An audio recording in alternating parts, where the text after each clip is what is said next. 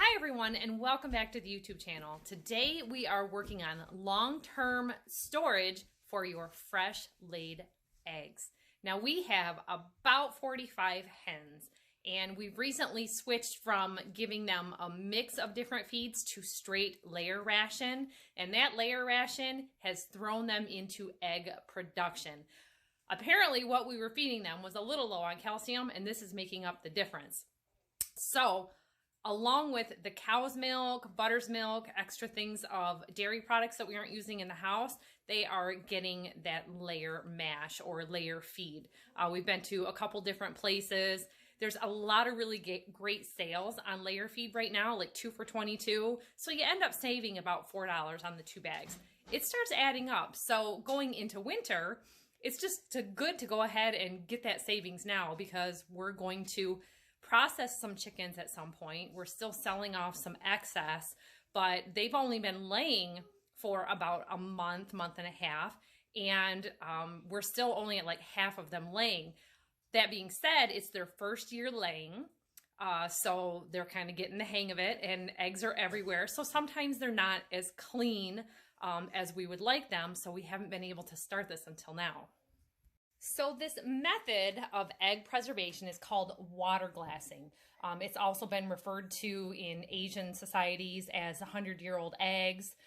It's coating the egg with pickling lime, and I forget what the full name of it is, but this Mrs. Wage's pickling lime can be picked up pretty easily, and you can order it on Amazon and have it whenever you need it. I actually found mine at Menards for about $6.50 a bag. Okay, it says calcium hydroxide. So some people have mixed opinions about it being toxic or bad for your skin or whatever, but this has been used for hundreds of years before refrigeration, and this only works with unwashed eggs. Now you can do some minimal washing. These eggs all came out of fresh, cleaned straw egg laying boxes that were cleaned today. So for the most part, they're pretty clean with just some minor specks. Now, if you have to do some minor cleaning, you can scratch off a little bit. I found a cold water rinse is okay. An aggressive scrubbing with like your dish scrubber is not going to work. So this has been the common situation with a lot of our eggs. A pretty crusty, gross, lots of crusty and speckling. So these we can just wash and save for fresh egg use. We'll just use these in our cookie baking today and save the others. So what I have here are 3 different jars. Now when we buy our pickles, a lot of times we'll go to Walmart. We're a family of 7. We need a large jar of pickles. This is their half-plus gallon size. It's about 1.25 gallons. This is the gallon size, and they're a wide mouth, but they're bigger than a wide mouth. This is a ball half-gallon mason jar. So just to show you an example, the size difference here, we've got a couple extra inches, but also the size of the opening. So like if I were to buy men's gloves, I would wear probably a men's small glove or a medium glove. I'm like 5'11". I'm not very small framed and bodied. A smaller woman could get their whole hand in there easily. Now if I can squeeze my hand a little bit, I can get it in there, no problem. But with a full thing of water and lime in there, I don't want to stick my hand in down to the bottom to avoid dropping the egg. So these jars work really great for that, because see how easily my whole hand fits in there. We save these jars for maple syrup. You can save them for honey. If you fill these with maple syrup, you lay them on their sides. This rubber gasket in here is airtight and it reseals. So I just lay down my maple syrup hot jars and they reseal and you get that suction. I also use these for milk storage in the refrigerator, and they're just invaluable. We pay about $4.50, $5 for this size, and maybe about $7 for this size now. With inflation, it's gone up a little bit, but they're just real great, handy to have.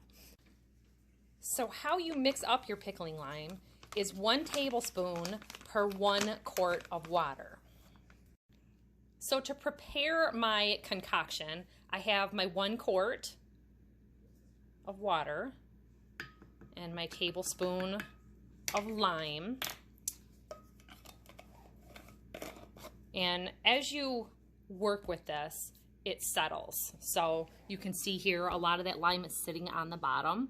So I like to pour this over the top of the eggs as I go and have it freshly mixed. Now, cool water is my suggestion, because if you're putting the eggs in warm water, that's going to disturb that bloom on the eggs. Now, a lot of people online and in other videos have claimed an unsuccessful egg storage. And I think a lot of it is due to putting it in plastic or plastic buckets with the lid not sealed. This is airtight, and it's 100% airtight once that lid is on there. I don't have to vacuum seal that either. So you see I'm just giving this a little shake. We'll add our new eggs. Again, using the cleanest eggs. And you don't want to miss like a hairline crack. So like this egg, I'd like to give that a little rinse just because there's a little speck there.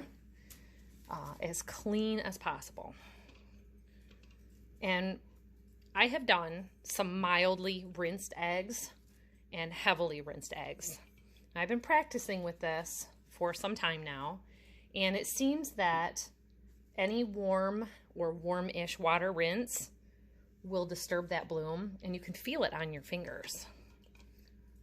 So since you're sticking it in water anyway, I think it's okay to go ahead, and I've had success with just doing a cold water rinse. So you want to make sure that those eggs are underwater, and you can see I'm really good there, but I still have more to add. I'm going to go ahead and add my limed wash mix over the rest of my eggs.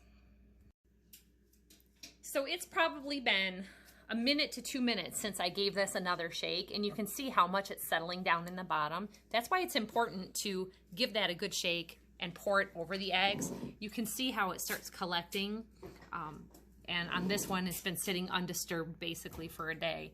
That lime is mixed in to a degree, but that's why I like to pour it over the top, because so much of it is sitting in the bottom. These can keep, they say, anywhere from 12 to 18 months, and I've heard some people saying 2 to 2.5 years.